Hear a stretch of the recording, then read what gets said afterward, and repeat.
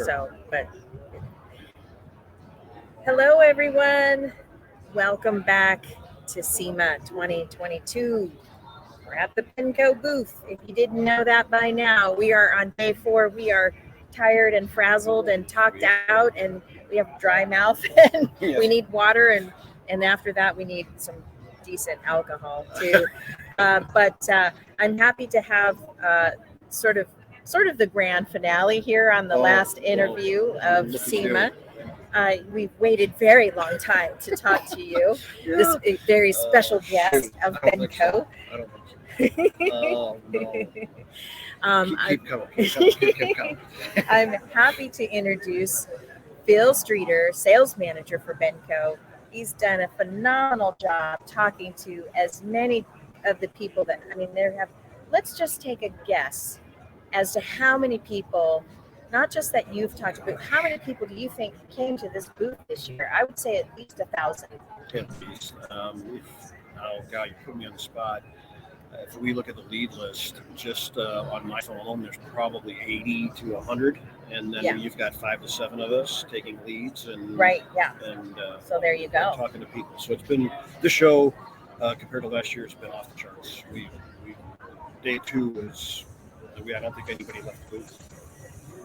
True, so true. I think that's contributing to my fatigue, but at the same time, I have internet fatigue too. Right. The internet's not been so kind here, but happy to have you at the tail end of the show, just because you have been so busy every day talking to people. There was no way for me to get a break in to get you in. So happy that you're here now. Can you give us, when did you start working for Benco, and what's your background? Sure. Real briefly, I spent 37 years owning my own business in the medical side of life, in medical distributorship. So I know what it's like to run a business, make payroll. So I think I have a heart for a lot of these shops and these the folks, the customers that are coming by. And then about 3.5 years ago, I met Valerie through a mutual acquaintance, and it's been really good. I am just really enjoying this part of my life and what I'm doing, and I think a lot of it has to do with Valerie and the company and kind of the overall mindset of the business. And I really enjoy small business compared to big corp. But that's kind of things in a nutshell. I came on in a very, very fortunate time for me. We literally were starting to introduce B17E. Yeah, right. And so that's been a big focal point for me. Most folks know Benco, a lot of folks in our space, and they know us for B17. So my role really is it's kind of been the tagline of this year, is you have options as a customer. We want people to know that we're so much more than just B17. All we want is an opportunity to talk with you, see what we can do that best fits your needs as a customer. Yeah, I saw the customers rolling in, anything from just small job shops to like some major companies needing this kind of correct. This kind of product. There's no doubt. We deal with everything from what we call our starter kits, which is a 55-gallon drum, to building custom tanks that are holding 14 to 18 rims.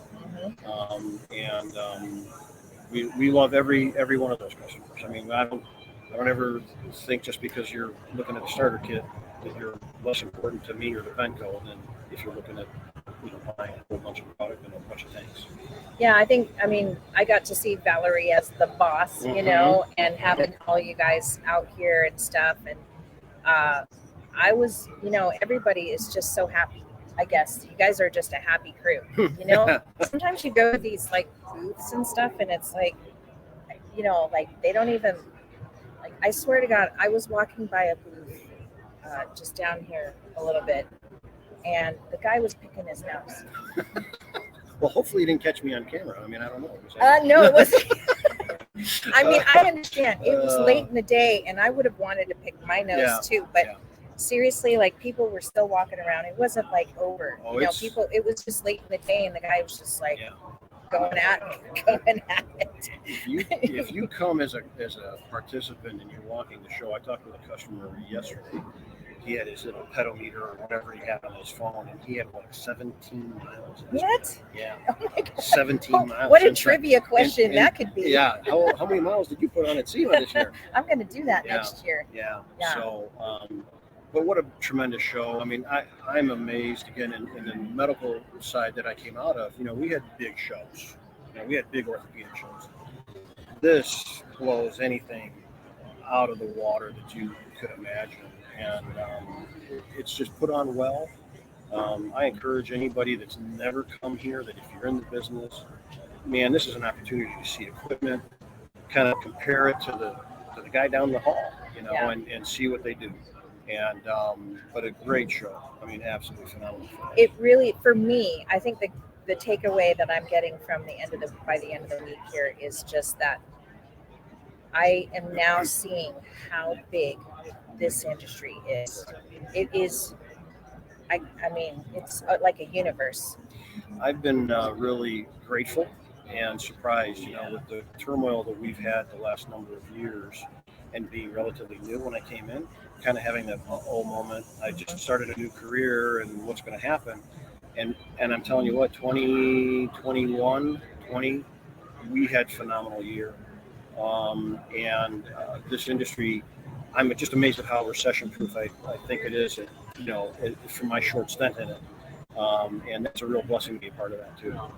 Yeah, I mean, I've had several conversations with having Valerie on the show where she just really she wasn't going to take the easy route out and jump her prices up, just because it was some kind of disruption going on. She really held the line because she knew how important it was for all of us to have, you know, to get this product at the price that we were expecting, you know. And I think that was very courageous of her, because that's not easy to do. I don't want to come across like a sales guy, but Okay. I am the sales guy.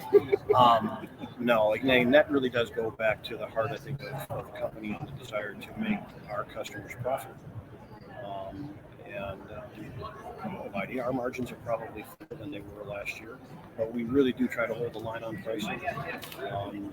It's difficult. I mean, if I'm dealing with a smaller shop and you go up $100 on a drum, that impacts their bottom line. They have to adjust, you know, and it's a very competitive market when you're stripping and fixing the rims.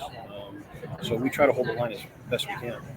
Yeah, and at the same time, you know, I just previously interviewed Dayton Jacobson, who just won the 2022.